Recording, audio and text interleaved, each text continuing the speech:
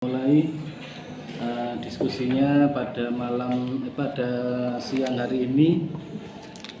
Temanya yaitu pendidikan Islam bangsa Arab pra-Islam. Jadi sebelum Rasulullah lahir. Oke, dipersilahkan. Assalamualaikum warahmatullahi wabarakatuh.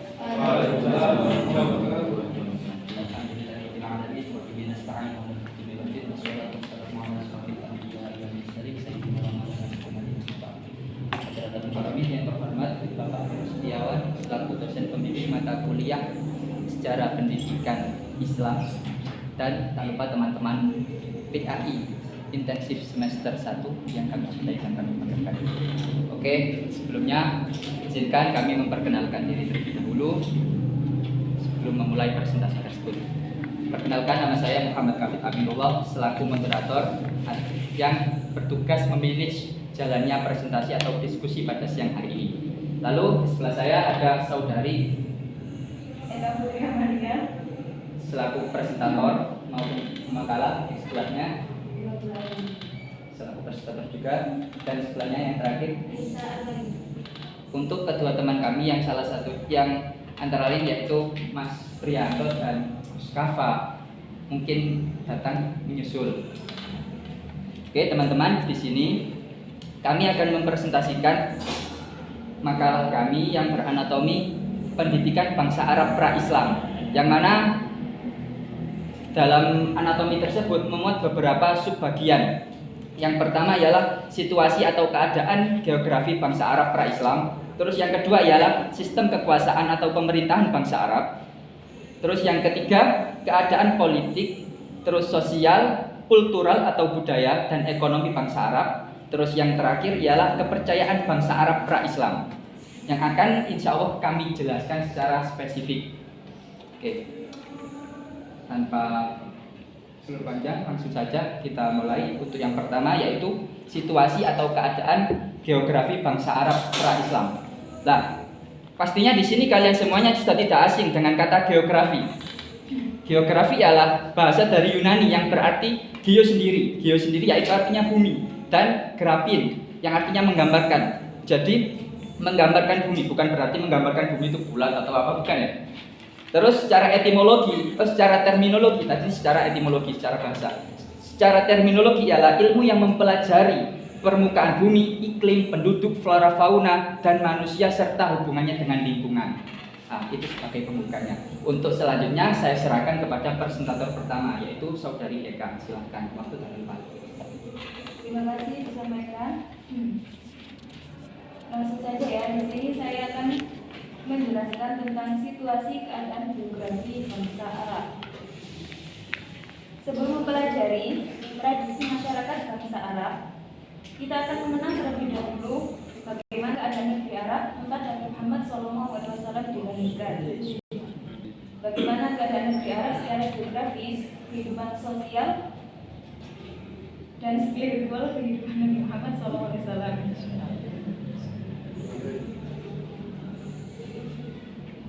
Negara Arab atau disebut dengan Jazirah Arab merupakan wilayah padang pasir yang terletak di bagian barat daya Asia.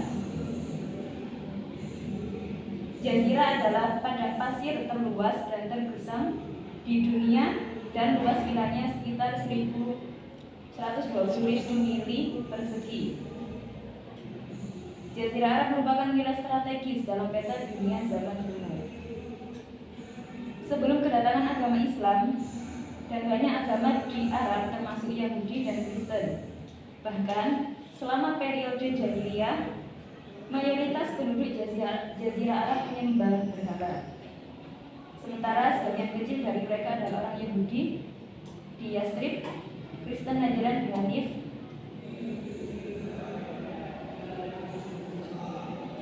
agama pagan pertama kali didirikan oleh Amr bin Luhai dari Syam ke Mekah dan diakui sebagai agama baru dari Bani Khuza'ah, keturunan Amr yang bertanggung jawab atas Ka'bah pada saat itu. Keadaan geografis bangsa Arab pra-Islam yang pertama yaitu iklim dan sumber daya penentu keadaan. Iklim gurun yang ekstrim, yakni memiliki suhu tinggi yang ekstrim, terutama di musim panas, curah hujan yang rendah atau tidak menentu, perbedaan suhu antara siang dan malam. Yang kedua yakni peran oasis dan oud atau wadi.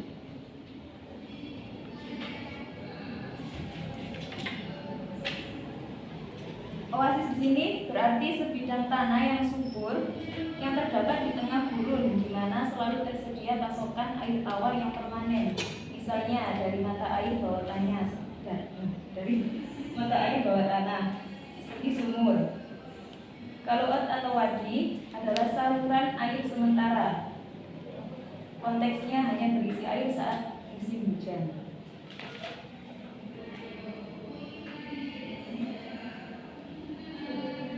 Yang kedua yakni dampak geografi terhadap sosial dan ekonomi.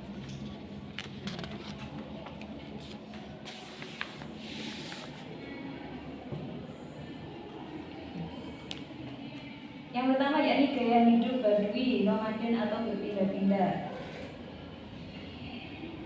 Penduduk di wilayah dan gurun lainnya dipaksa oleh lingkungan yang keras untuk mengadopsi gaya hidup nomaden berpindah-pindah. Kebutuhan untuk mencari padang rumput dan air bagi ternak seperti unta, domba, kambing.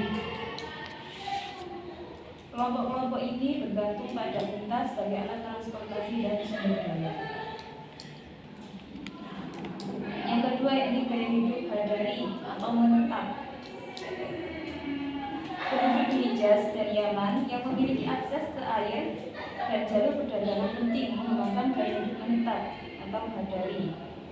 Yang pertama yakni di negara Mekah, terletak di lembah kering di Hijaz. Mekah menjadi pusat perdagangan lintas menandung. Letaknya sangat strategis. Yang kedua yakni Yastrib, Madinah, terletak di oas yang lebih subur di utara Mekah. Yastrib dikenal dengan pertaniannya, terutama kurma, dan memiliki komunitas Yahudi yang mapan. Yang ketiga yakni Yaman.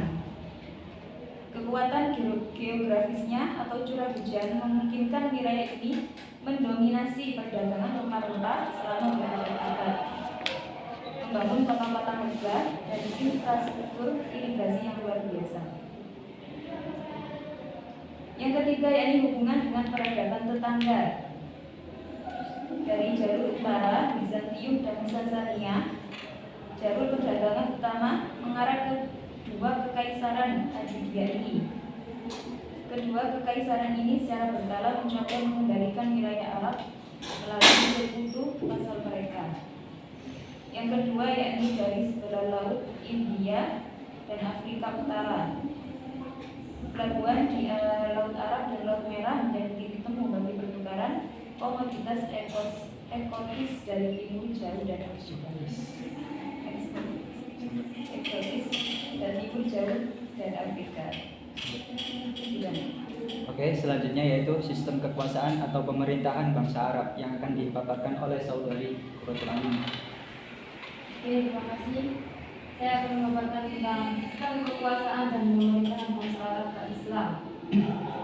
Sebelum datangnya Islam di Arab itu, sistem pemerintahannya dibagi menjadi dua kelompok, yaitu ada yang monarki dan juga ada yang kesukuan. Sistem pemerintahan mereka itu berhubungan dengan kondisi geografisnya. Jadi ada tiga pembagian. Yang pertama yaitu pedalaman atau suku Baduy yang suka berpindah-pindah. Nah, itu berada di Arab Utara. Jadi di Arab Utara itu, di Arab sebelah utara ada seperti suku pedalaman, ada juga yang berada di kota. Jadi di Arab Utara itu ada dua sistem pemerintahan. Yang pertama yaitu kesukuan dan juga monarki.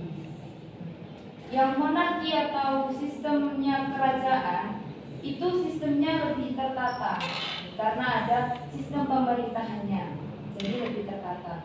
Itu sistem monarki, yaitu mengikuti kerajaan Ghassan di Arab Utara yang bersekutu dengan Bizantium atau Romawi Timur, dan juga kerajaan Lahmid yang bersekutu dengan Persia atau kerajaan Sasania. Terus yang berada di pedalaman atau suku Baduy, karena keadaan geografisnya yang panas, jadi mereka itu hidup berkelompok biasanya itu untuk mengitari mata air. Itu berada di pedalaman Arab Utara. Jadi dalam pemerintahan kesukuan dipimpin oleh seorang syekh atau kepala suku yang biasa dipilih berdasarkan keturunan, keberanian, umur. Jadi hukum yang berlaku pada sistem kesukuan adalah hukum adat. Urut hukum adat dan kisos atau balas dendam. Terus yang kedua yaitu berada di Arab Selatan atau sekitar Yaman. Di situ semuanya menggunakan sistem pemerintahan monarki atau kerajaan. Di Yaman, kondisi geografisnya itu lebih subur daripada di bagian utara. Beberapa kerajaan yang terkenal yaitu kerajaan Sabah, kerajaan Himyar, dan kerajaan Ma'in atau Kataban.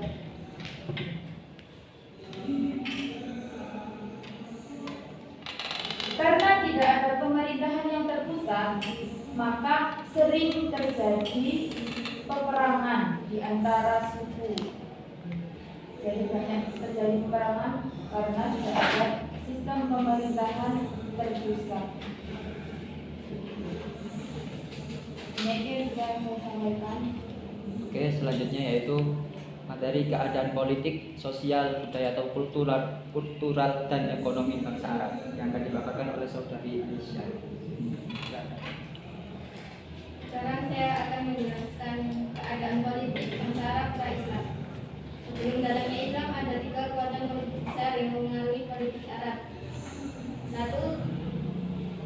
Kekaisaran Romawi atau Bizantium.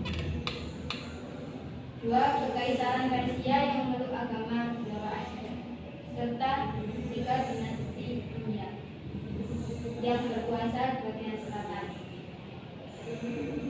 Keadaan politik bangsa Arab pra-Islam dipengaruhi 2 hal. Pertama, interaksi dunia Arab dengan Kekaisaran Bizantium dan Persia. Kedua, persaingan antara agama Yahudi, Nasrani, dan Zoroaster. Bangsa Arab terdiri dari beberapa suku. Mereka memiliki rasa cinta berlebihan terhadap sukunya. Keadaan sosial masyarakat Arab pra-Islam berdasarkan kesukuan yang bersumber memelihara ajaran nenek moyang, terus mempertahankan tradisi. Tapi tradisi ini termasuk tradisi sangat buruk, ya. Misalnya perang, membunuh bayi perempuan, itu sangat biasa. Nah, keadaan budaya masyarakat Arab pra-Islam di sana, mereka sangat mahir dalam membuat syair. Bahasa mereka sangat kaya dibanding dengan bahasa bangsa Eropa sekarang ini. Keistimewaan bangsa Arab di bidang bahasa dan sastra merupakan kontribusi mereka yang cukup penting terhadap perkembangan dan penyebaran Islam.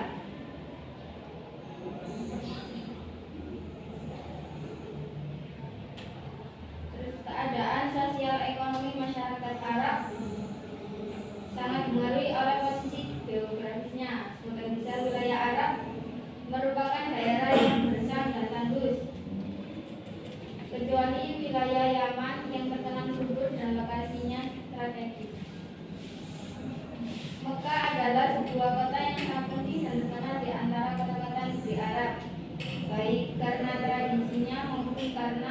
masyarakatnya. Mekah menjadi masyhur dan disegani, begitu pula suku Quraisy. Kondisi ini membawa dampak positif bagi mereka, perdagangan mereka semakin maju. Dan Mekah sebagai pusat perdagangan internasional.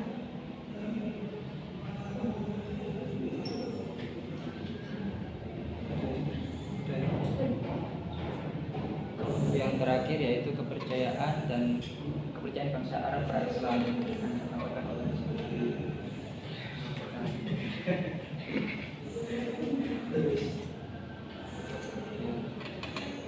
Ya, terima kasih.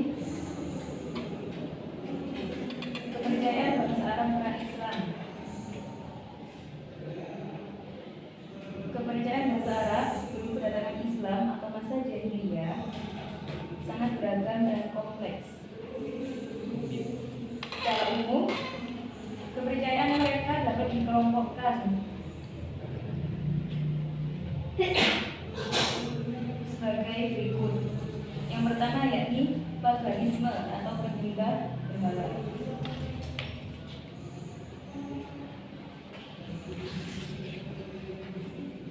Kepercayaan ini adalah paling dominan dan tersebar luas, terutama di daerah Mekah dan sekitarnya.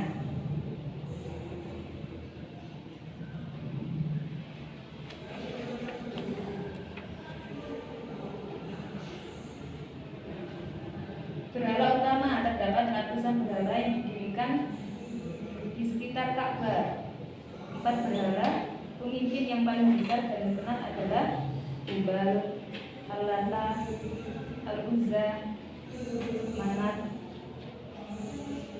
Tujuan berhala-berhala ini dijadikan perantara untuk mendekatkan diri kepada Tuhan, karena mereka meyakini Allah adalah Sang Pencipta, tetapi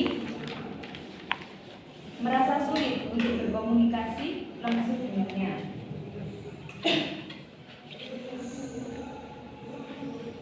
Asal mulanya dipercaya dibawa oleh Amr bin Luhai, seorang pemimpin suku Khuza'ah yang kembali dari perjalanan ke Syam, Suriah.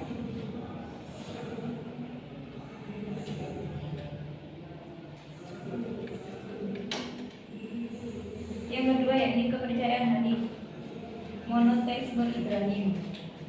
Meskipun mayoritas adalah penyembah berhala, masih ada kelompok kecil orang yang mempertahankan keyakinan murni.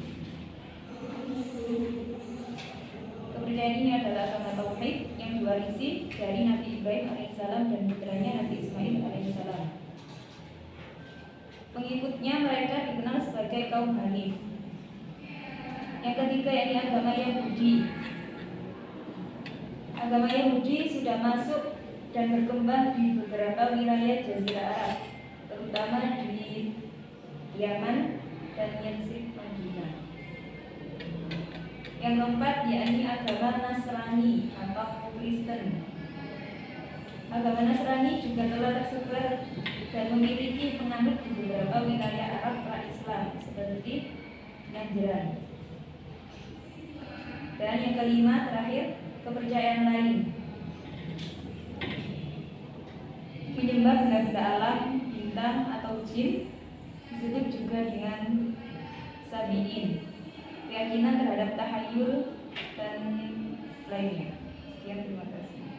Oke, sekian yang dapat kami paparkan. Sekarang kita buka sesi diskusi atau tanya jawab. Dari pihak kami memberikan audiens kesempatan untuk bertanya. 3 pertanyaan dari audiens. Silakan, monggo ajukan tangan, sebut nama, saya tulis pertanyaan.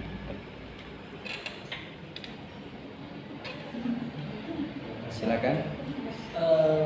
Di bagian slide yang membahas tentang penduduk bangsa Arab yang terdiri dari bangsa Badui sama Nomad Dari Namanya siapa? nama saya Ahmad Fauzi. Yang saya mau tanyakan di situ dari dampak geografi terhadap sosial dan ekonomi. Ada 2 bangsa yaitu Badui dan Habaki. Lalu bagaimana dampak geografi tersebut mempengaruhi mata pencaharian dari bangsa Badui dan Hamzah? Dua bangsa yang berbeda, jadi pasti ada perbedaan mata pencaharian mereka. Sekian, terima kasih.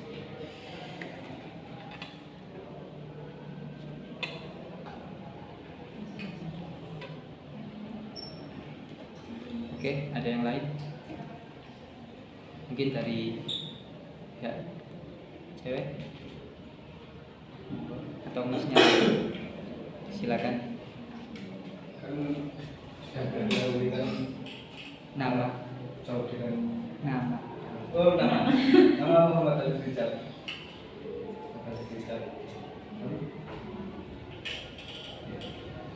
Kan sudah diketahui bahasa negara Arab kan disebut sebagai kitanya umat Islam ya. Kenapa kok masih ada orang-orang di sini non Islam Saat itu saat ini?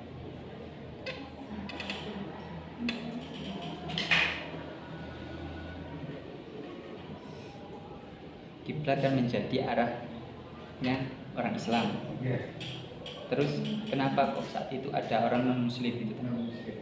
Ini banyak ada Mayoritas non Muslim. non-Muslim.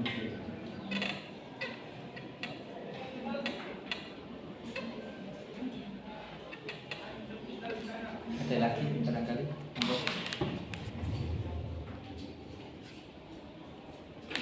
Minan nisa indahun soal.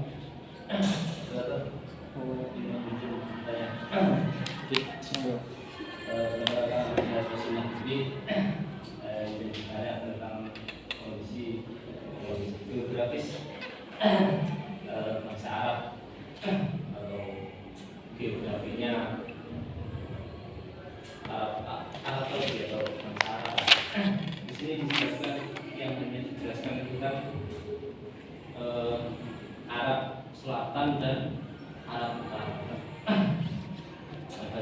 Mungkin bisa dijelaskan Arab itu pembagiannya hanya utara selatan atau ada yang lain, atau misalnya Arab Timur, Arab Barat, yang terkait geografisnya saja. Barangkali dengan tahu